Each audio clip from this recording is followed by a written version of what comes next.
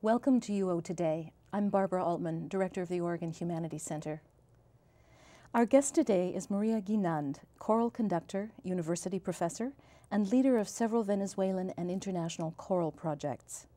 She conducts 3 prestigious choirs in Venezuela, including the Schola Cantorum de Venezuela, with whom she has recorded and toured extensively. A frequently invited guest conductor, Ms. Guinand specializes in Latin American choral music of the 20th and 21st centuries. She organizes the activities of several choral associations, and through the project Music for Social Action, contributes to the permanent development of centers of choral music for children and youth of low economic resources in Venezuela and in other Andean countries. Ms. Guinand has changed the lives of countless youth in Venezuela through Construir Cantando, building through singing. In September 2000, she premiered Osvaldo Golijov's La Pasión según San Marcos as a special project for the Bach 250th anniversary during the European Music Festival organized by the International Bach Academy in Stuttgart. Ms. Guinand's recording of La Pasión by Hensler Verlag was nominated for a Grammy in 2002. Ms. Guinand studied choral conducting with Alberto Grau as well as Helmut Rilling, among others. She is currently professor of music at the University Simón Bolívar in Caracas.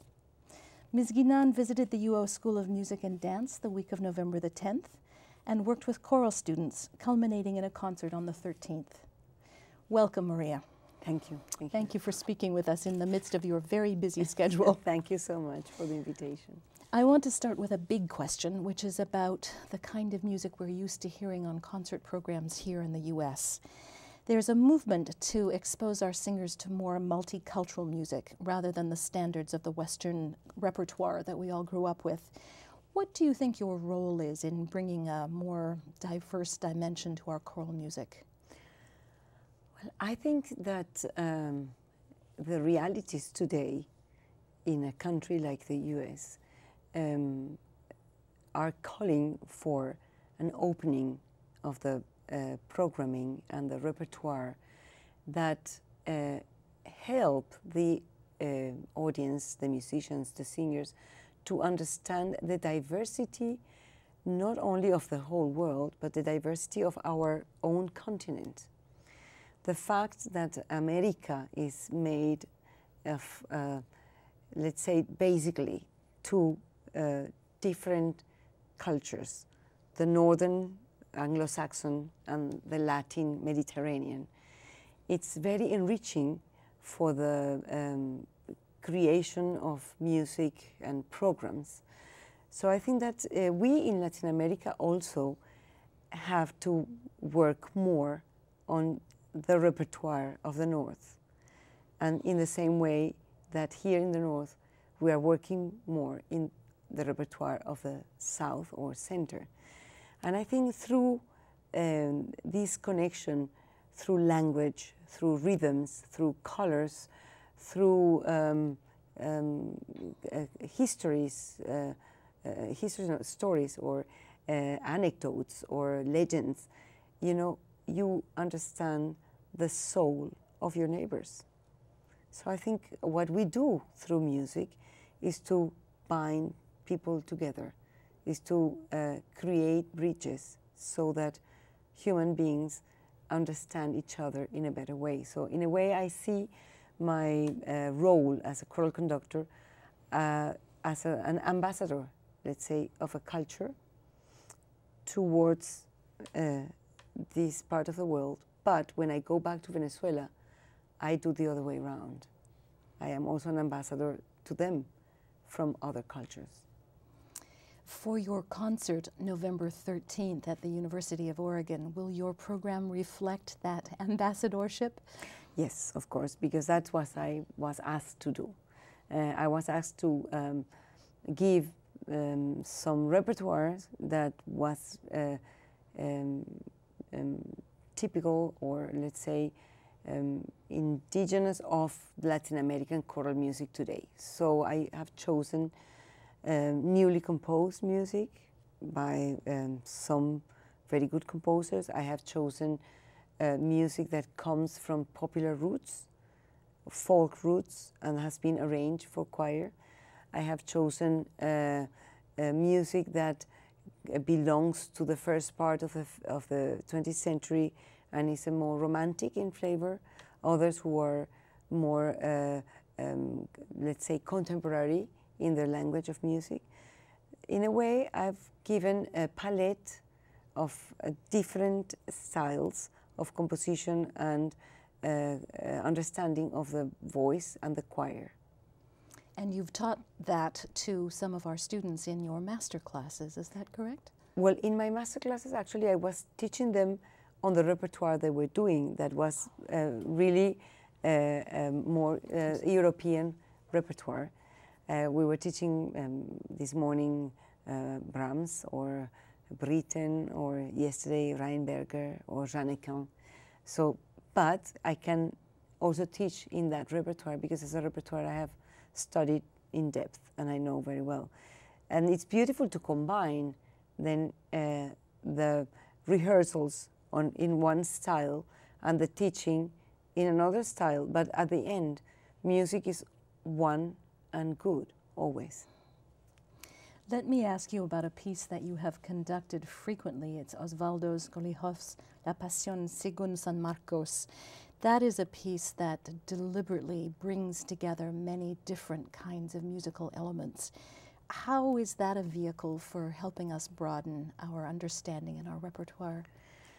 Well, that piece particularly is a cross-border piece. It's a very eclectic piece of music because he composed in a style that combines the music from the Caribbean, the music from Andalusia, from the southern part of Spain, some music from Argentina, some music from Brazil, other newly composed music in his own style of composition.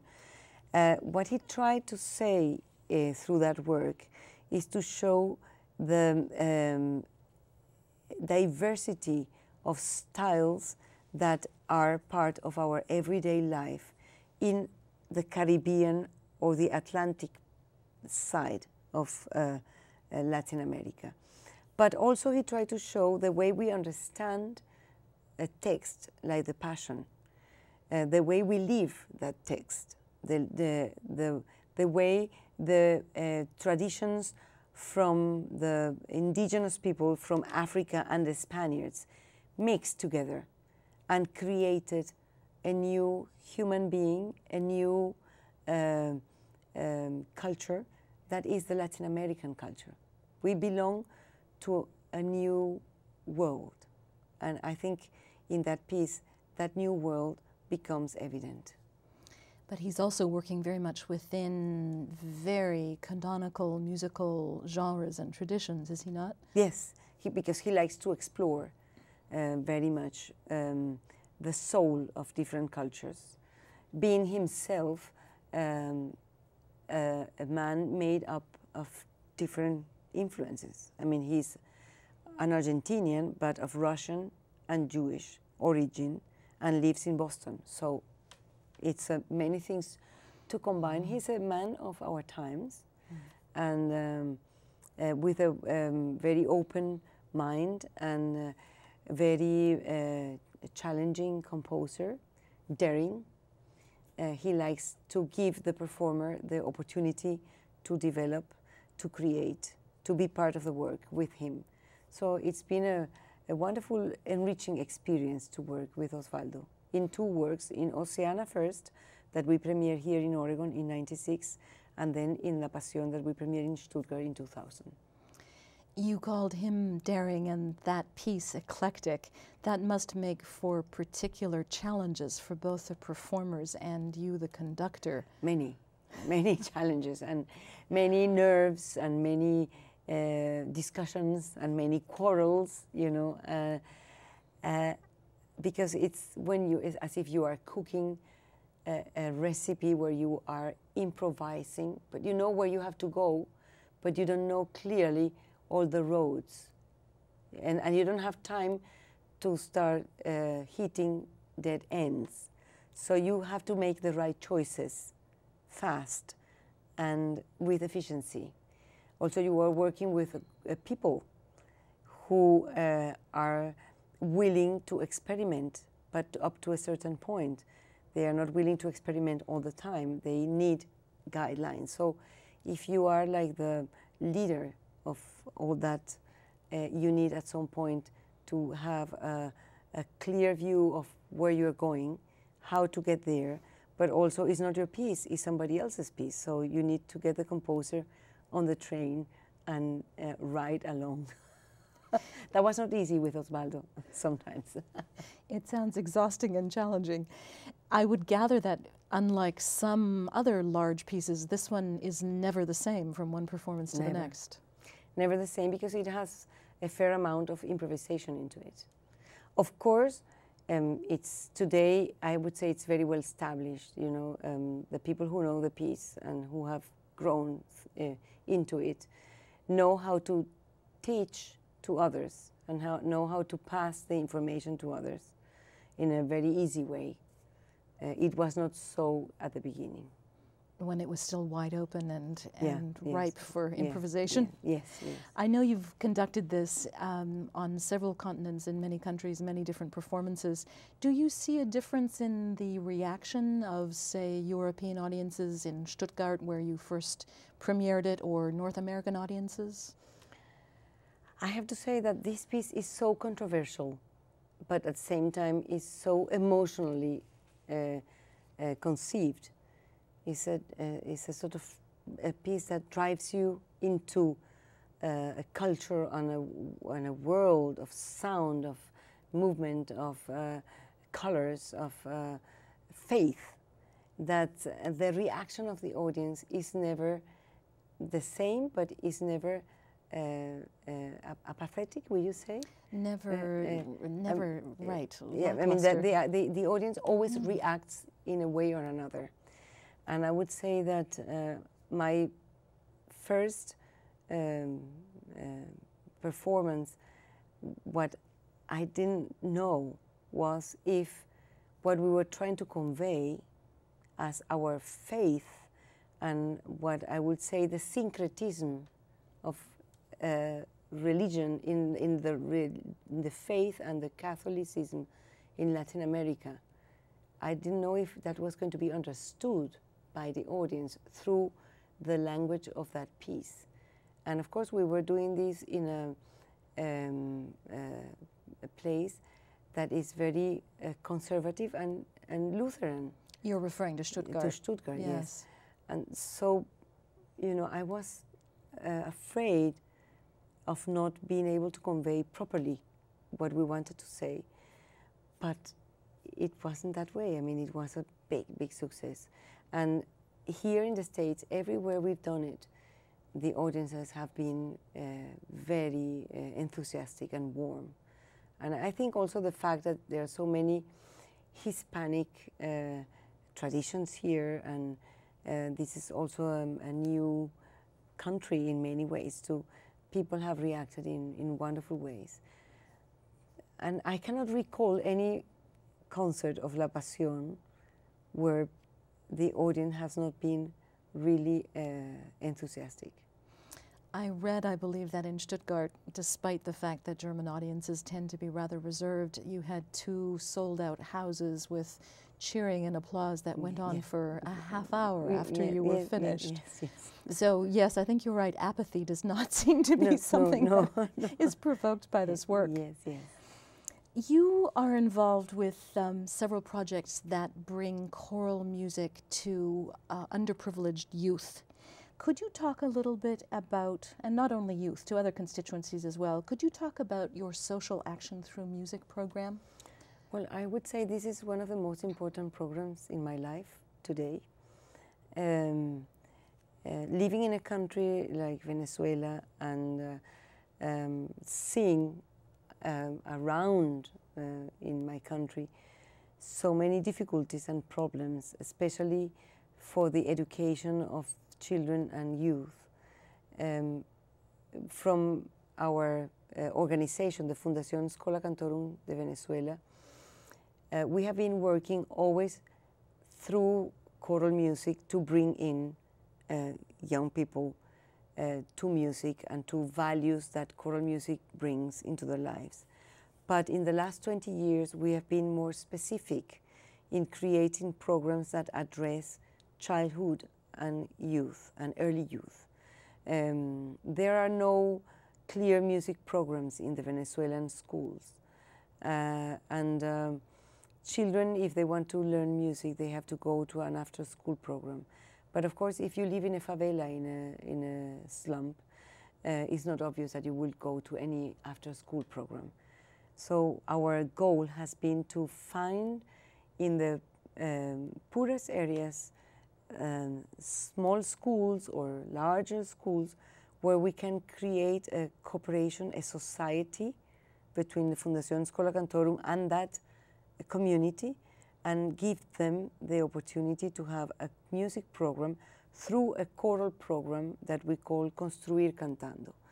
This choral program has the particularity that we teach in the same way the children. I mean, we have like a common repertoire, a methodology, and then we bring them together twice a year, and we make massive concerts with all of them. So a child who lives in the eastern part of Caracas, in a favela, can meet another child who lives in the west side and who lives perhaps in a middle-class environment, or they can come and meet in music, but they can meet also the Schola Cantorum together. And so they belong to a family. We are creating a sense of family that gives these children and young people hope. The program also gives them certainty that through personal effort and good use of opportunities, they can reach different levels in their development as human beings. They can get out of poverty.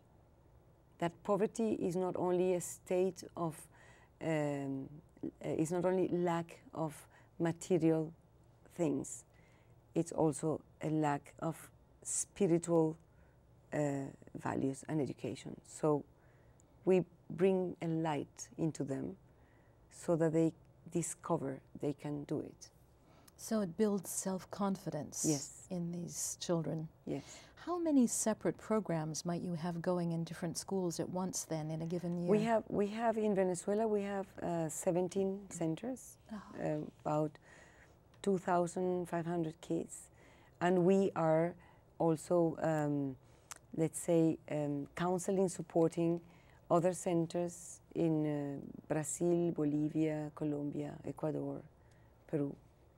And in those other countries, they would be working on the same curriculum in a given year? Along the same lines. Along the same lines. We have a wonderful corporation. It's a bank, Andean Bank, that has a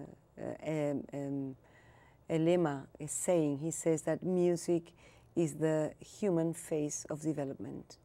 So, because they are so sensitive to this, then we can really bring this curriculum to other countries with their help. Where do you have a venue large enough to bring all those children together for a concert? Well, they may be in a stadium, but usually what we do is that there are large theaters, and we don't bring 4,000 together, but we may bring 1,000, 1,200. We have some large venues in Caracas. And sometimes we don't bring them all together in one place, but we make sectional work, like 500, 300, 400. And we keep, or we go to a park. You know, we live in the tropics, so it's beautiful to go to a park too and do these big gatherings. A big outdoor event of that kind would be magical, I would think. Yes, it's magical, yes. Yes. There must be advantages to running choral programs as opposed to instrumental programs if you're doing this kind of social action work. Is it primarily that everyone brings their own instrument, everyone has a voice? Well, you know that Venezuela is today very well known by the project of youth and children orchestras. It's a big system of youth and children orchestra, and I think this program has been into place because of a visionary man, Jose Antonio Abreu, and they have helped us really very much to create a platform for the choral program. So he has got funding from the state to give children the instruments. But of course, I believe that to have a choral program can be even larger because you have more possibilities to use the voice than to have to buy instruments. Though we need many very good teachers, choral educators, rather than conductors. And sometimes in the instrumental part, you may have a good trainer for the violins or for the violas or for the cellos, and not so many good conductors, let's say, or leaders. In the choral part, in the choral life, you need good choral teachers, choral educators, and this is where we are working very much in this moment. So you are helping train those choral leaders who will go and work with those children. The Scuola Cantorum established since 1971 in Venezuela, the first choral school. There was no choral school in Venezuela for conductors or for teachers. Alberto Grau created the first choral school, and after that it has developed into a university. Several universities now have choral programs. We have now a graduate program for choral conducting, where we have students from Venezuela, but we get students from other neighbor countries too. So it's a relative. I feel very lucky to live in 35 years of my life in a country where we have been able to develop so many things so fast and so profound. So it has come a long way in its 30-some years. A long way, yes. I wanted to ask you about a related program that you are associated with called Conductors Without Borders. It's a wonderful name. I'm assuming it is a parallel to Doctors Without Borders or other associations of that kind. It's a development program, I think, that goes well outside of Venezuela. Is that correct? Yes. Could you explain what its purpose is? Well, this is a new program that the International Federation for Choral Music is promoting. It's not that we are inventing the program. The title comes a little bit from the Doctors Without Borders, but it doesn't relate to charity through music. This is one very important aspect of this program. The idea of the program is to assist choral teachers, choral educators, or choral conductors in countries and places where they don't have enough ground for better education, for repertoire, for methodology, for materials. But at the same time, we are not trying to impose a way of teaching choral music in Africa, for instance, the way we teach it in the States, or the way I teach in Venezuela perhaps will not be the same way you will teach in Indonesia. I don't know. So we have to be very careful that it's a combined project where you take the aspects that are strong in one culture and you help these aspects to become stronger so that the choral life in that place becomes also a tool of development, social, culturally, etc. It's a very interesting program, and the basis of the program is volunteer work. So the conductors who want to participate in this program volunteer to IFCM, to the International Federation for Choral Music, to start a program in the region, in their area, with these characteristics. So in a sense, it's a professional support network, perhaps, to develop choral music in areas where they don't have full resources at their disposal yet? That's it. I understand. I wanted to get back to the youth programs that you run in Venezuela and elsewhere. Do you think that that kind of program could be successful in the United States? I think so, anywhere. Of course, every country has its own realities, its own structures, its own particularities.